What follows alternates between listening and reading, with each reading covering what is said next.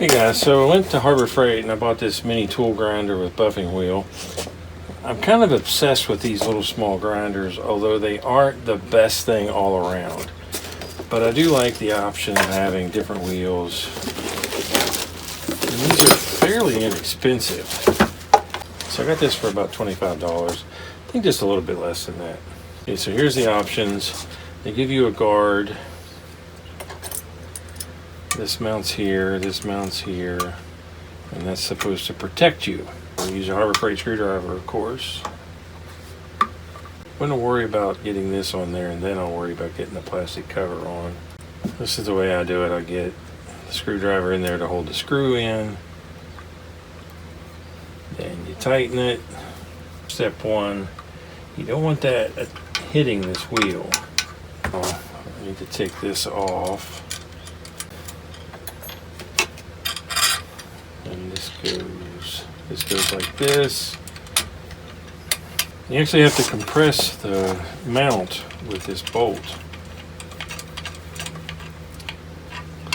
if you want it to go to a certain place. See? Now if you get that tight, it'll set up like that. So this works pretty much the same way. It goes here. You can put it like this, or you can put it like this. I think I like that way better. Well, the directions show it going this way. So you gotta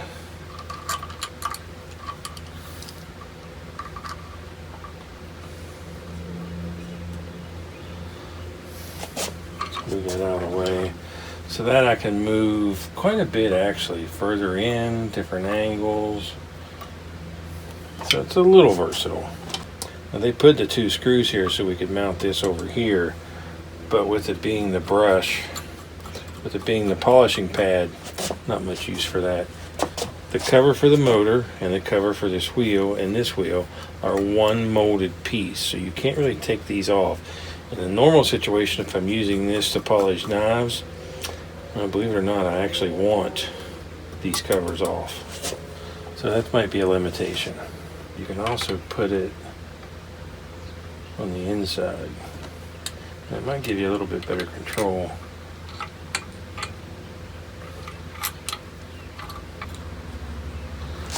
I gotta tell you, the manual wants you to put them this way, but you don't get much beyond flat. Here I get a lot better angle. You see, kind of like the idea of that. Once you tighten that, it's just as tight. So the only limitation is the angles here are less than over here. I'll give you something to take the wheel off with. Let's take a look at one of these.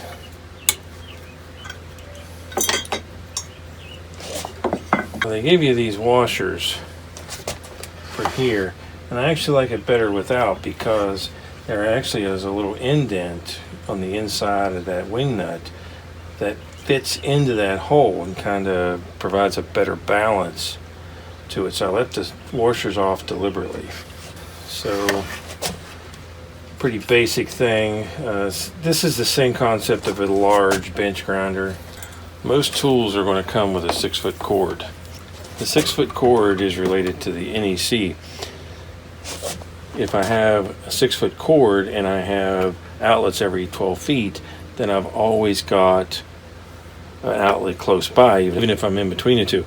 And that means less extension cords, which extension cords are considered bad, not because they're electrical characteristics necessarily, more because of their tripping hazards. See, it has 4 holes mounted down to the table. Okay, this is one speed fits all. I bought this for sharpening knives, not this side. Very seldom would I use that on a knife. The knife would have to be really screwed up for me to put a stone like that on. But I wanted to polish knives with this one, so I want to put polishing compound on there. I want to sharpen a knife. But it kind of rotates the wrong way.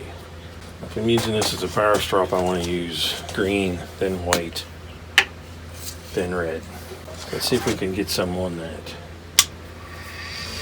So I'm doing 2 things with this. getting the extra fiber off of there, and I'm loading it up with this. This is Harbor Freight Polishing Compound Green.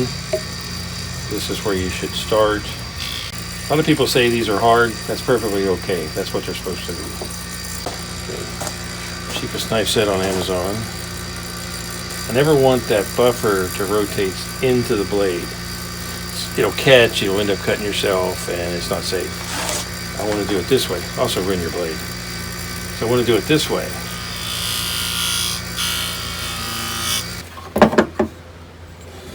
Turn it upside down. Now, I typically don't use this to polish my knives after they're done. So when I first get a knife, I'll put it on here, get the biggest part out of the way, and I'll final sharpen it with actually a strop. I like the flatness of a strop. This, how you hold the knife, it should be flat against that. The problem is, it's something you kind of feel. So it takes time to get used to knowing how it feels, or how it should feel. You don't want to do this with your good knives. You want to learn with some crappier knives. That's also an invitation to go ahead and sharpen up some old knives.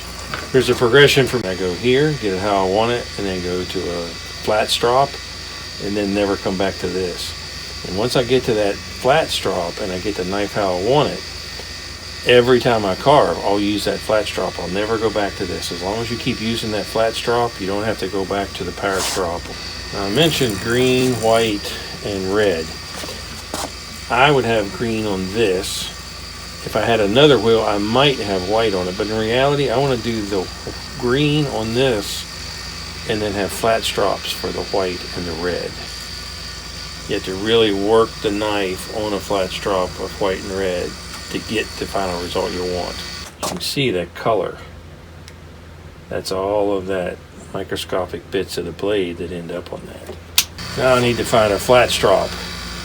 Do white, because I want this to be as absolutely sharp as I possibly can get it. So I'll do white, then I'll do red, then I'll be carving, and I'll go back to red. Might go back to white, but I never go back to green. There's no need for that. To me, this works fairly well. This is a 1/4 pound. This should do you a long time. I mean, a long time. But if it doesn't, it's only $6 at Harbor Freight. Okay, so the problem I have is always keeping the wrenches with the tools. Those of you who have seen my videos before know I like to take a magnet. And that's pretty powerful magnets. That's off the bottom of one of those magnetic parts holders Harbor Freight used to give away, sell to you now. That would be for storage. I would take that off when I used it. And I want this off. It has the slots that you can take it off quickly. I still want it off. You see the buildup here? That's going to start working its way back through here. I want to be able to easily take that off all the time. Not a whole lot of clearance there. It's going to fill up fast. I don't want that in there. For me, I can't have too many of these. I have another one of these that has like a fiber wheel. It doesn't load up very good, so this is a lot better for me. Okay, so mini tool grinder with buffing wheel. Part number 94071. So to me, this is worth $25. It's a small wheel. I'm okay with that. This is what I wanted. I want to fine sharpen very delicate knives, which are carving knives. So, nice tool. I like it. It's going to fit my needs exactly, which is to tune up my carving knives. So if you like the videos, please subscribe to my channel. Thanks for watching.